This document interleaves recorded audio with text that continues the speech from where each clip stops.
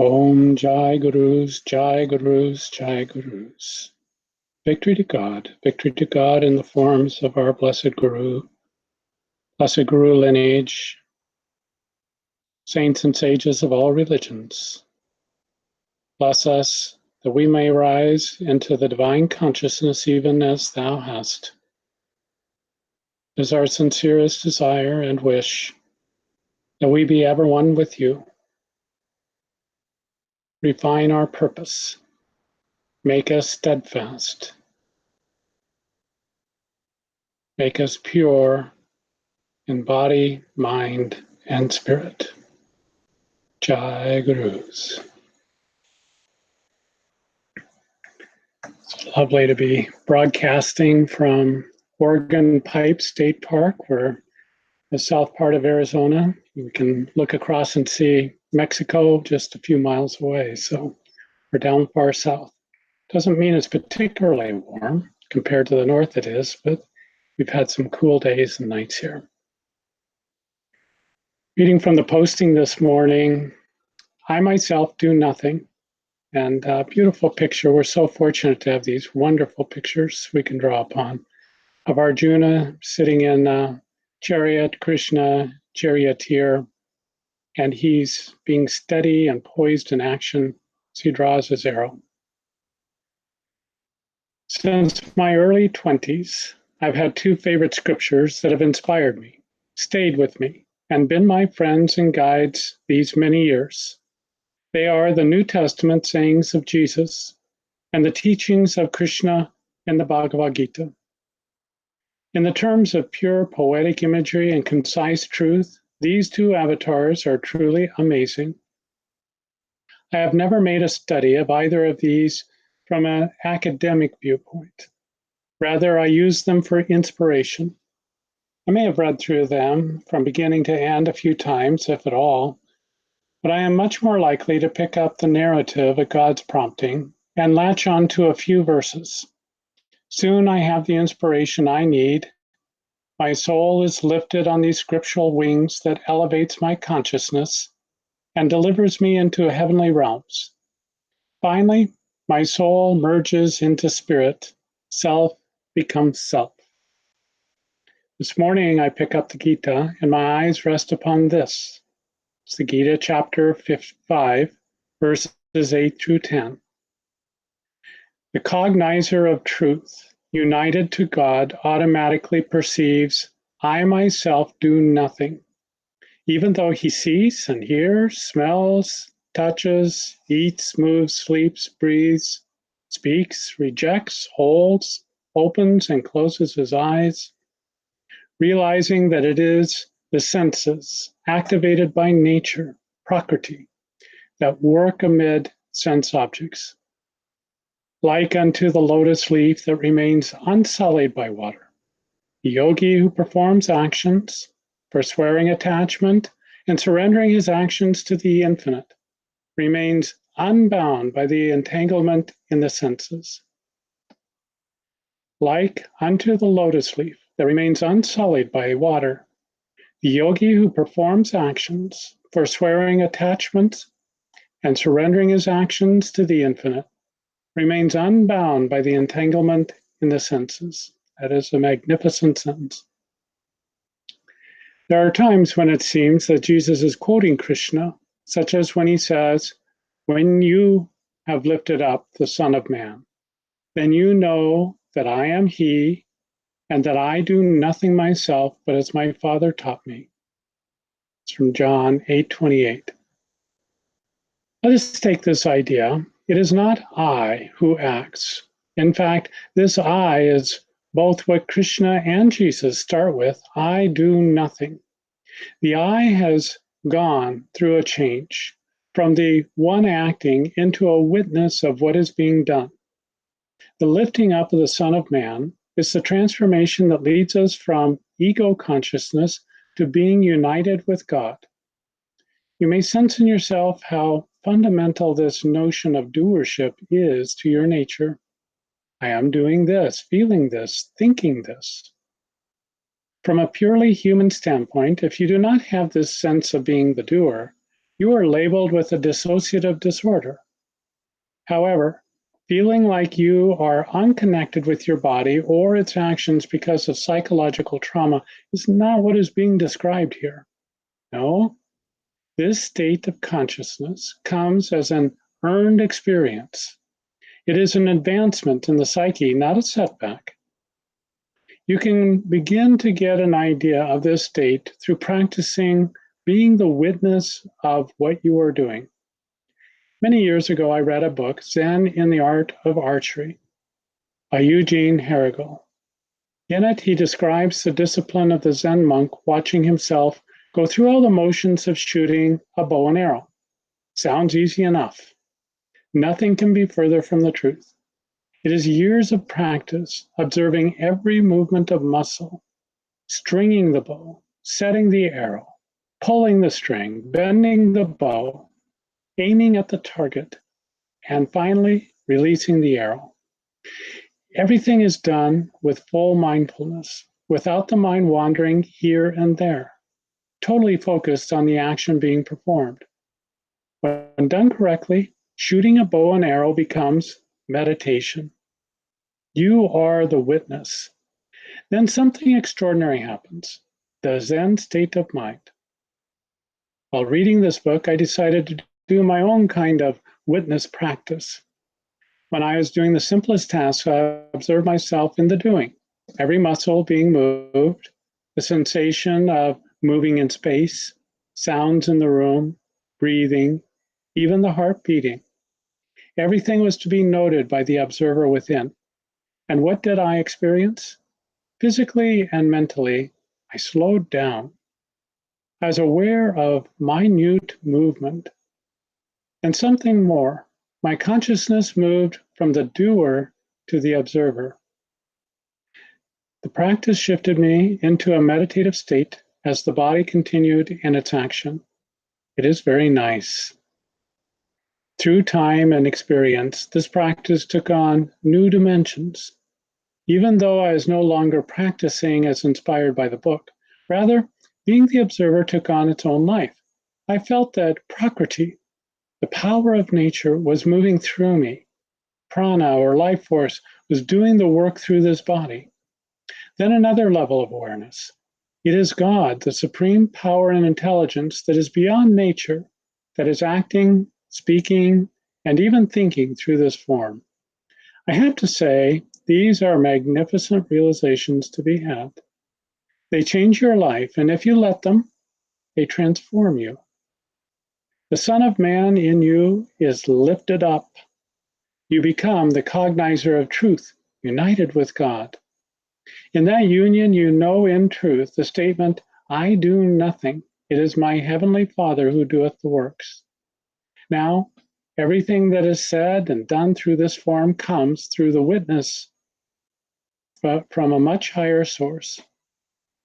When any aspirant lifts up the human consciousness, the Son of Man, into the divine consciousness, our Heavenly Father, then you know the same transformation, the same truth. Whatever happens to the body and the world becomes like water slipping off the enameled leaf, leaving the inner Son of Man ever in oneness with the Heavenly Father. Not wonderful. And then I'd like to read from Master. I say, isn't that wonderful? My own writing, isn't that interesting? I don't feel like it's my own writing, though. I truly feel like it's God who's writing through this form. And sometimes when I read it, I learn something new. Or when I'm writing it as well. These are the same verses that I quoted from, but Master's commentary. I haven't read them, so we'll see how they match up with what I just wrote. The yogi who can retain ecstatic union with God in his wakeful states realizes that when he works with the 5 instruments of knowledge, the senses of seeing, hearing, touching, smelling, and tasting, it is God, in the aspect of Mother Nature, who is employing these 5 instruments, working with the 5 instruments of action, the anus, the genitals, hands, feet, and organs of speech, The yogi similarly feels the cosmic deity to be operating through those organs, perceiving his 5 life forces, those involved in inhalation and exhalation, in cleansing of poisons, in bodily metabolism, in circulation and in assimilation, concentrating on the senses or withdrawing his attention from them, work performed by the mind, or utilizing the instrument of discrimination employed in dreaming and in perceiving inner and outer wisdom. The yogi realizes that he is not doing anything, that all bodily activities are being carried on not by any personal physical power, but by the 19 elements of the astral body, which in turn is guided by the ideational sheath, which in turn is the sheer thought of God. See, their master goes through this successive layers from the body, and then the 19 elements of the astral body, and then the ideational sheath, the ideas that have created you, which in turn is the sheer thought of God. This can sound very abstract and even obtuse in our thinking when we don't relate it to things that we experience on the everyday level. If you have developed in your consciousness, you may be walking through the woods, you may be in a group of people. It varies with different people as to what is the easiest access. But let us say you were walking through the forest. I remember a time when I was doing such. And what I saw in the trees with the inner vision is the life force in the trees that was flowing up with the sap, that was springing out in life through the limbs and through the leaves. It was the act of life force that was going on in nature all the time. Physical scientists are oftentimes looking at cellular structure, looking at chemical interactions, and perhaps even down to the atomic and even the subatomic levels. But for the yogi, for the one who's developing consciousness, there's even a deeper layer to perceive this nature from. And you see life force working in everything and everyone. Nobody could have their life, their intelligence, their ability to think and move, even if they are doing wrong action. It is all coming from that supreme source of life, which is God ultimately, who expresses himself through Prakriti or Mother Nature, who then animates everything that we see and hear and feel on this physical level. And so it is life force that moves through. Now, as Larry Mahashai tells us, there are 2 levels of life force. There is, you might say, prana with a small p. In fact, he spells it with a small p, and prana with a capital P. And the prana with the small p is what we might call ordinary life force, that which moves through your body and through the cells and keeps you functioning, keeps you thinking, keeps you moving in this world. Then there is prana with a capital P, and that is divine life. And divine life is activated in you through the spine. And particularly when your kundalini is lifted up in the spine, then this active force starts to operate inside of you. We sometimes refer to this as grace. So grace is moving through us, and this is the power, the ability to lift us up beyond the human sense of things only and bring us into the divine life. This is the great transformation that we are seeking to do. And when you sit in meditation and you are feeling a great sense of peace, you are feeling a great sense of connectedness with God, you are on the cusp of feeling this capital P, prana. When you are lifted up in the bliss of God and you are under powerful forces within Him, and they are changing you down to your very cellular structure. Then you are involved with the divine life force that is moving throughout your being.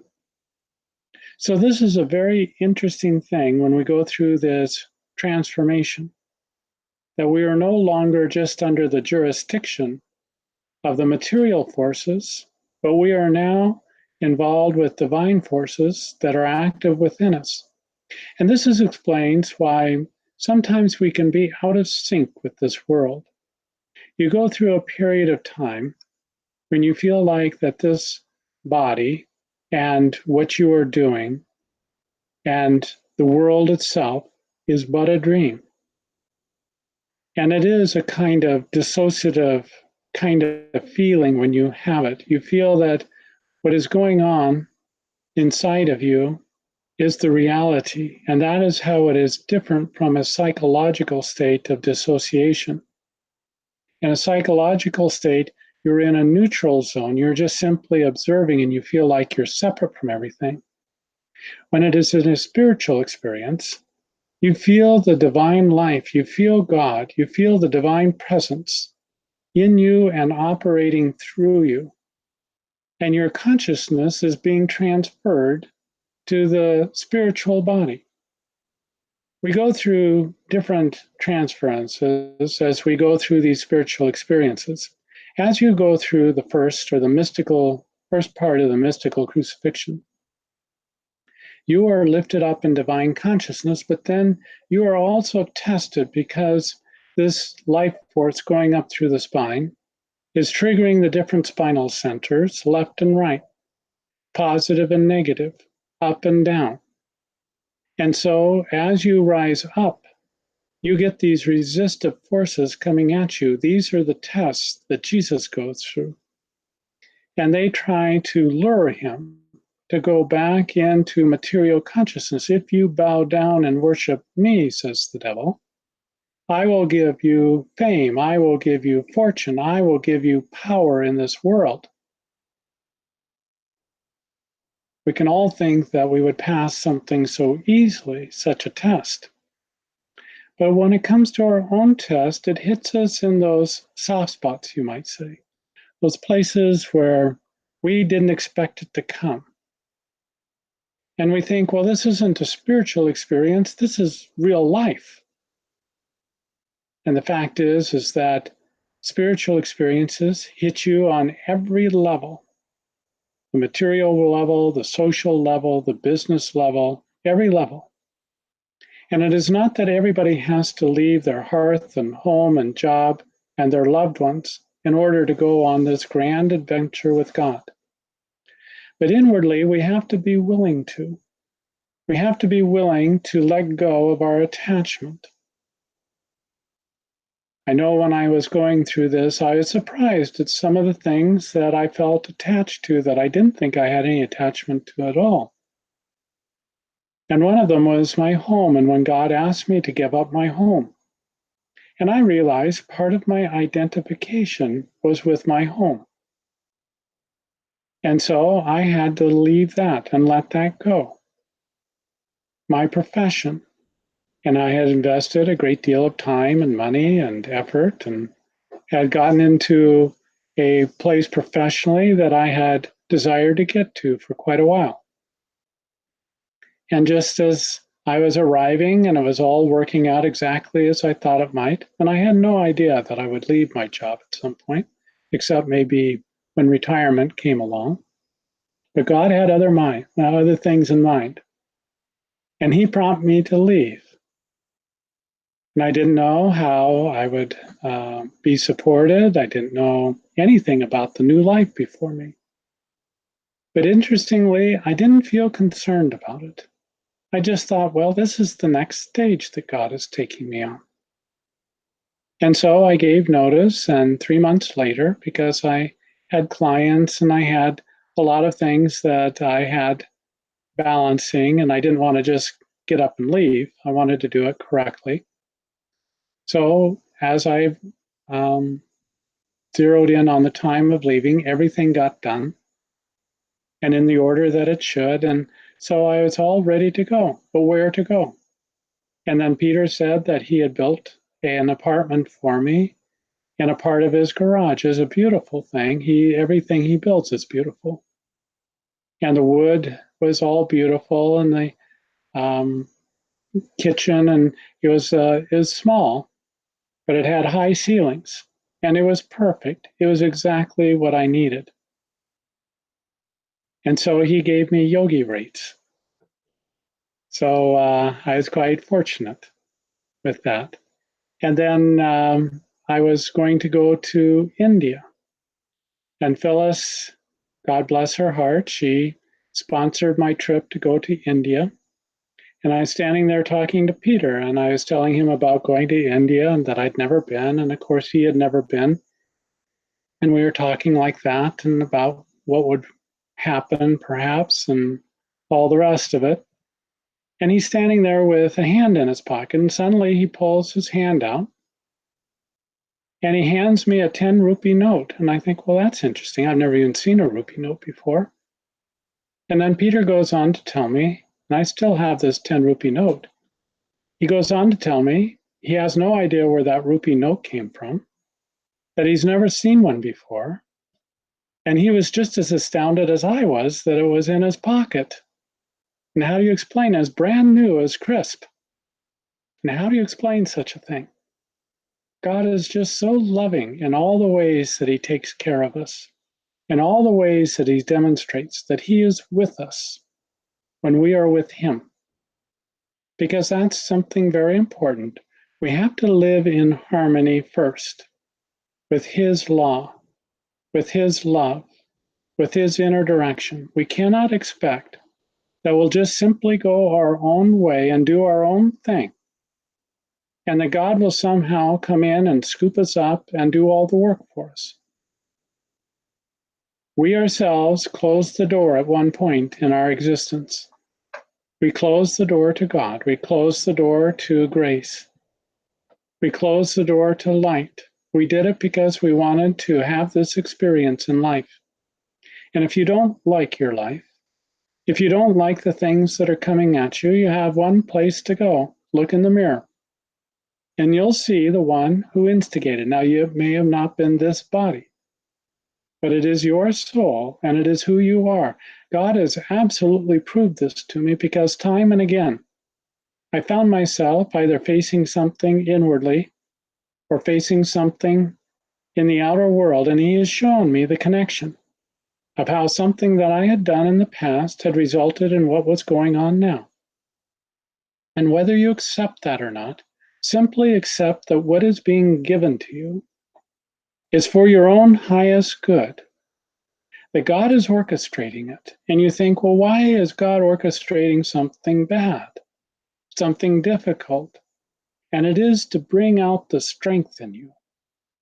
God showed me one time how that every circumstance he puts us into, he gives us adequate and more than adequate grace to be able to either overcome the difficulty or to be able to endure it and keep our minds on him. Some things we just simply have to go through.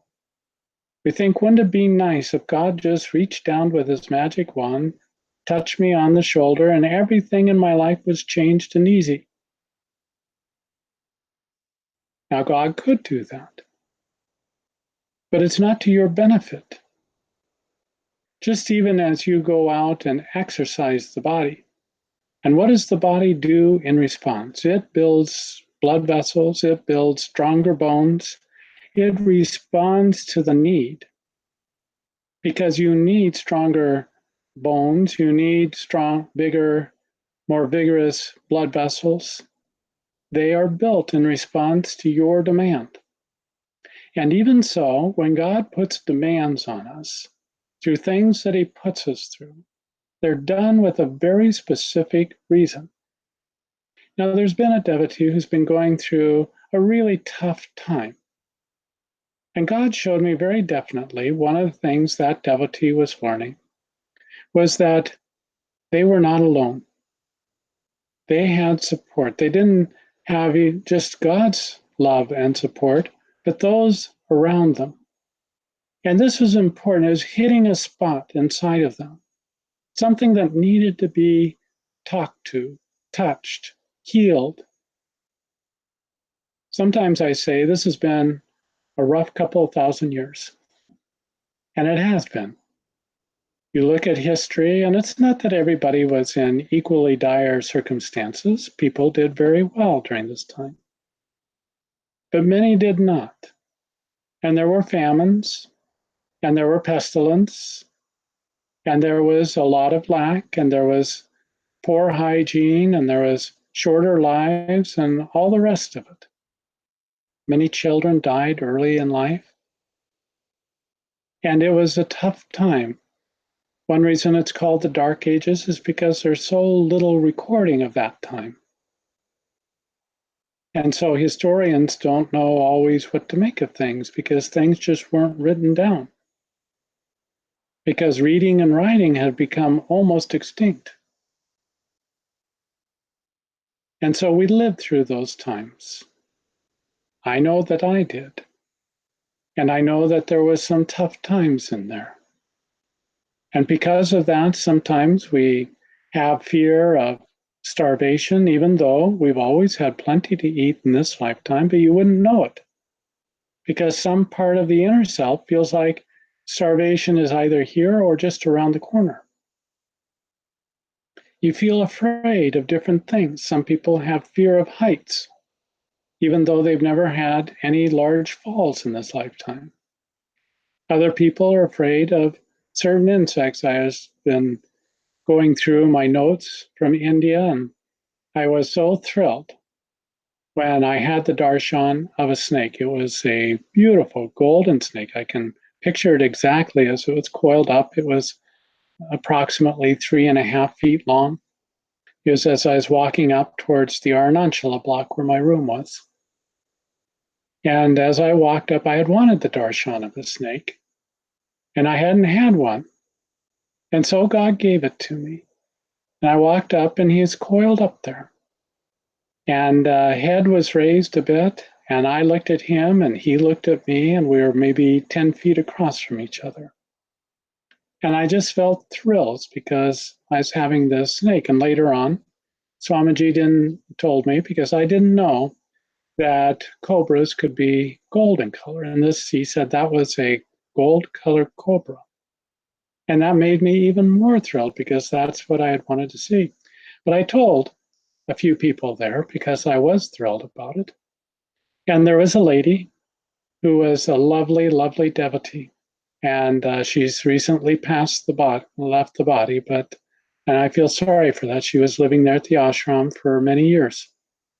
And she was one of the first Sanskrit scholars for a woman that was there. Normally, before that, they wouldn't train women as Sanskrit scholars. But there was a Sanskrit guru who would initiate people and teach them Sanskrit. And she was one of those. And she was a lovely, lovely soul. She'd been a school teacher before that. But I told her about that, and it made her so afraid to come out. Every night, the electricity would go off for half an hour, and it would become unbearably hot in the room. So we would both meet out in the courtyard underneath the moon or the stars. And it was always lovely to see her. And she stopped coming out. And I thought, well, maybe she's doing something else. So I asked her a few days later when I saw her. And she said she was afraid to come out because of what I had said about that snake. She didn't want to encounter it in the darkness. And I was sorry for that. I didn't know what the impact of was my telling her that. So you never know what kind of fear. Sometimes people are afraid of one thing or another. There's a big strapping Westerner there, 6'5". He had been a world-class athlete. He'd been a bicycle rider. And he had gone through a very unusual accident. He was riding his competition bicycle, and a truck hit a car, and the car flew and hit him.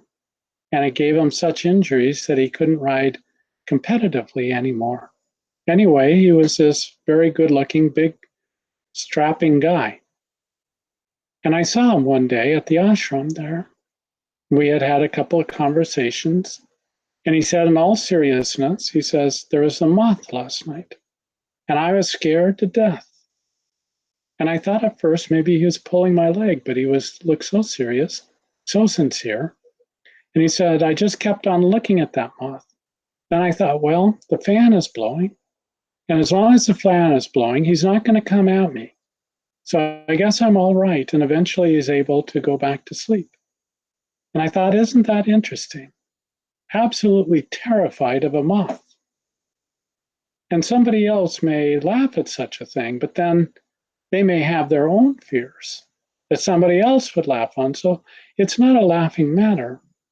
When somebody has these fears, they're real in the sense that not necessarily would that moth attack him, but the fear is real.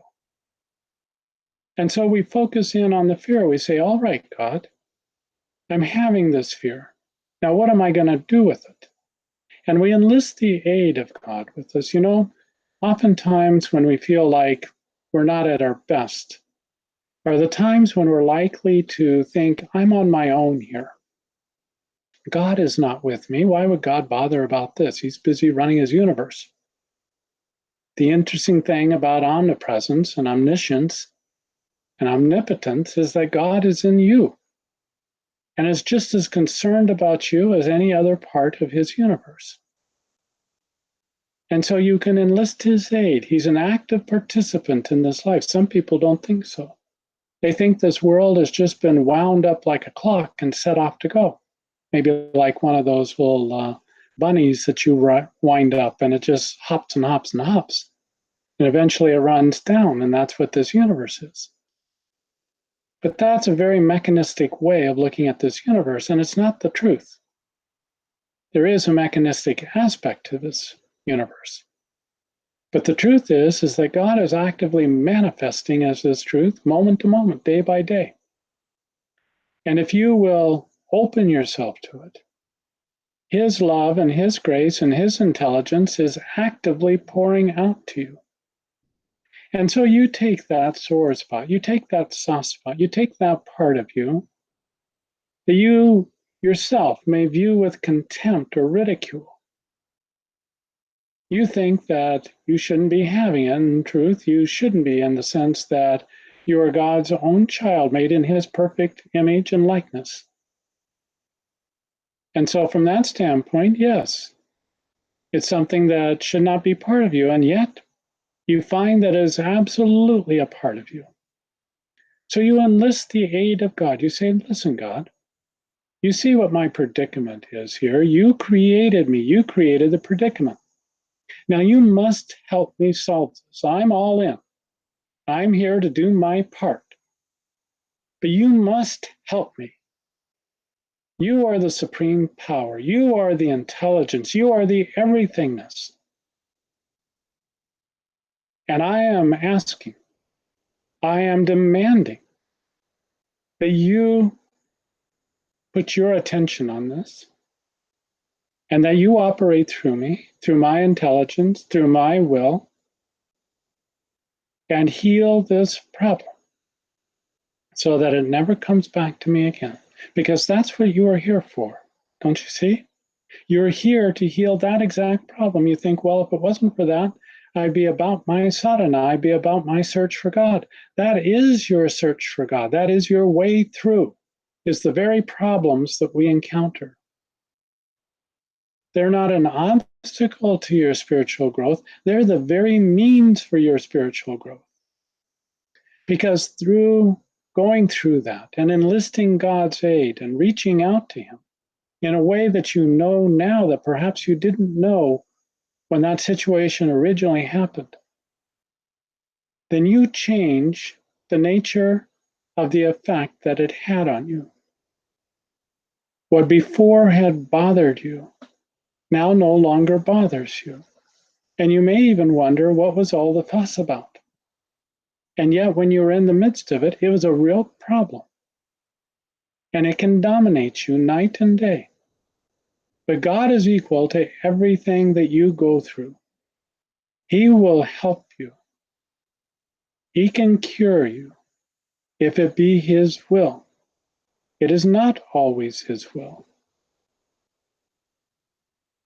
If you think about the life of Jesus, for every person He cured, there were thousands of others who were not. So those were the ones that God directed Him to help with. And sometimes God leaves you in a tough situation. But it's not to punish you, and it's not to make you feel bad. It's to wake up the divine consciousness, the divine power, the divine intelligence that is latent inside of you, that is awaiting for you with all of your heart, your mind, your soul, your strength, to ask God for help in this, to help you to heal it, to rise above it, to merge and become one with Him. This is the power of grace inside of you. And then, having been lifted up, having been transformed and changed, then you are like the enameled lotus leaf. You look at the lotus and they're quite beautiful. They're sitting out in the body of water. And you see the leaves, they look like they're floating on top of the water. And you see a little tiny droplet on that leaf. And it is like an enameled surface. It doesn't penetrate in. It stays as a perfect little droplet of water. And perhaps it stays there until it evaporates, or perhaps it just rolls off and goes back into the water again. All of life's troubles, everything that this world presents to you, becomes like those little droplets of water. Now, God may call upon you to do something about something.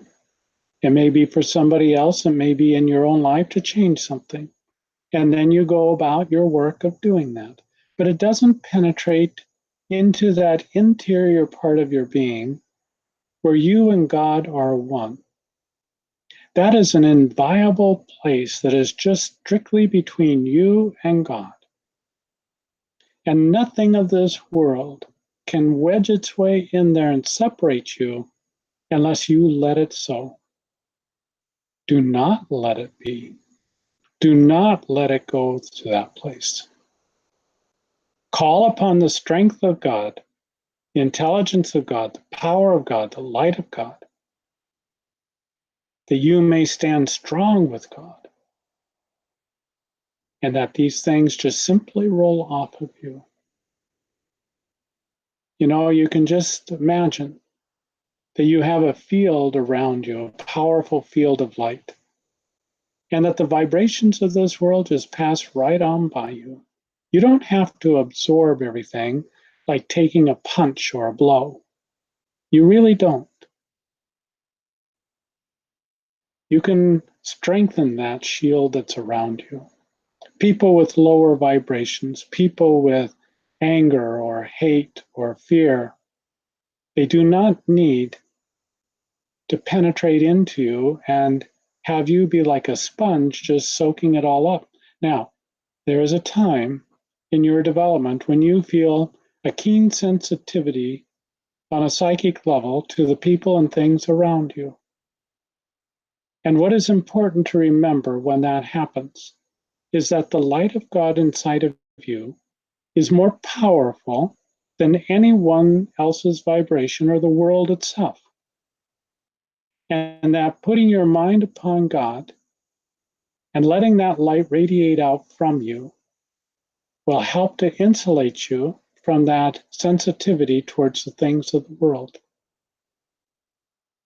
And so that's an important thing to remember, because when we go through that, we can feel like we are a punching bag and that everything is just coming in and just going after us. But it's an in-between state, you see. It's not the final resting place, so don't let yourself just get caught up in that. Keep moving forward. Keep bringing more God out. So whatever your problem is, maybe you're having difficulty with meditation. You sit down to meditate and your mind is just all over the place. And so you just take a minute and you go aside and you say, listen, God, look at what my mind is doing here. Look at what my emotions are doing here. They're all over the place. I can't call this meditation. Nobody would. I'm just sitting here obsessing on this and that and the other thing. We've got to take this in hand. You are the power in this universe. You're its intelligence. You're its light. You must come into this temple. Shine that light, that intelligence, that power. Radiate it so powerfully that all these dark shadows would just be simply seen as mere phantoms that have no power. And as soon as the light comes on, they scatter. They can't take it. In the Bible, it says that the darkness hateth the light.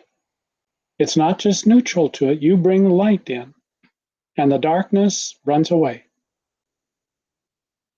And this is the truth.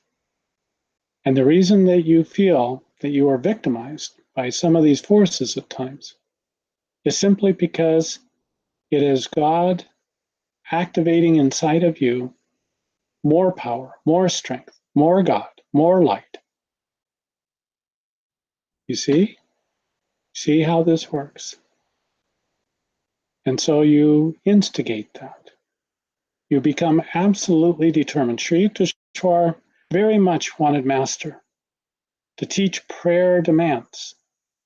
Said, we don't go to God as a beggar. Please give me this. Oh, won't you give me a little of that?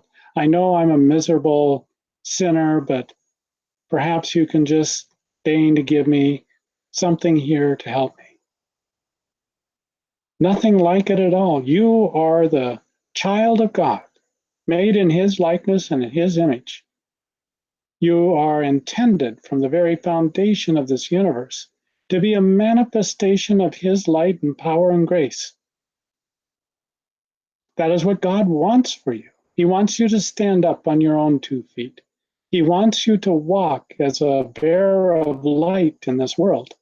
And the only way you can do that is for Him to be manifesting Himself inside of you.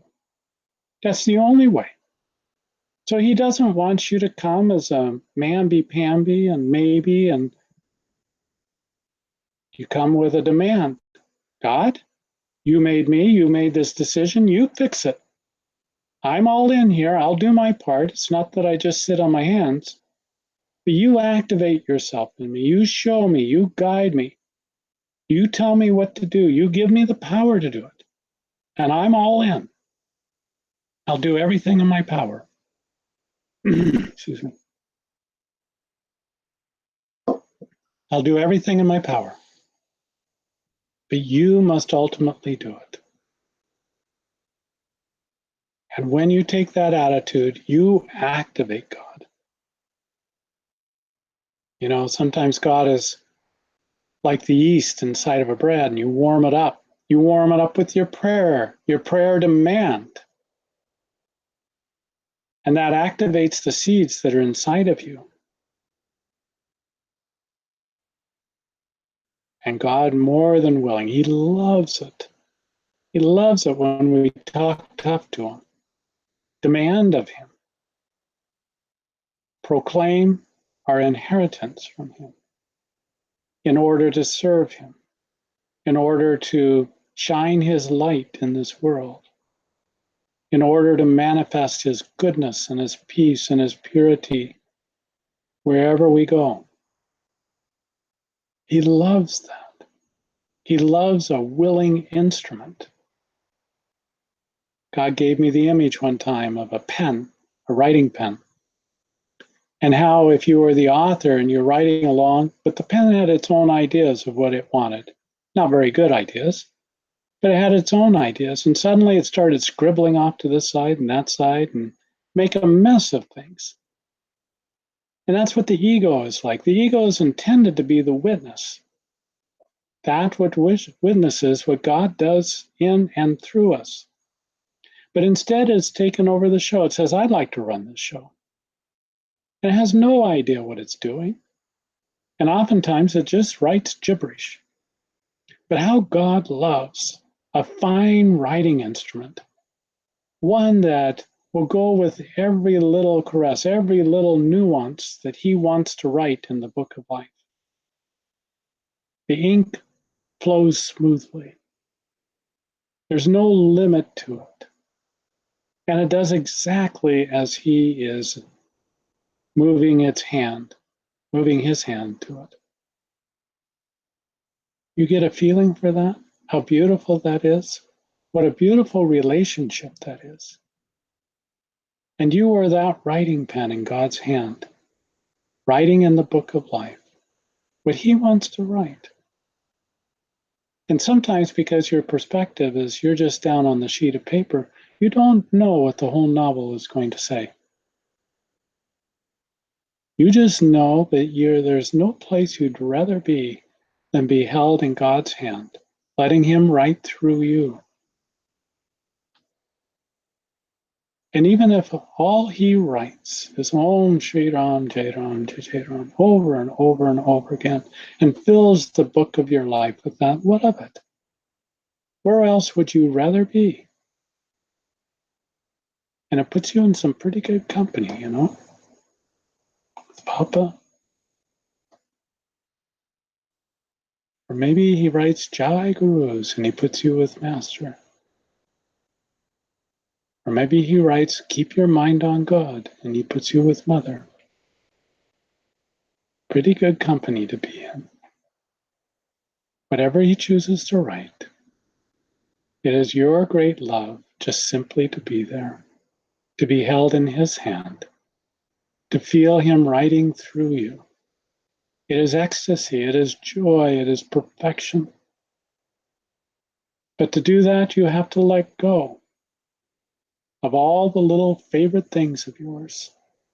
Now, maybe he continues to write with that too. But maybe he takes it and he throws it in the trash can because it's not his purpose in the moment. And so you have to be willing to let everything go and only tune into him.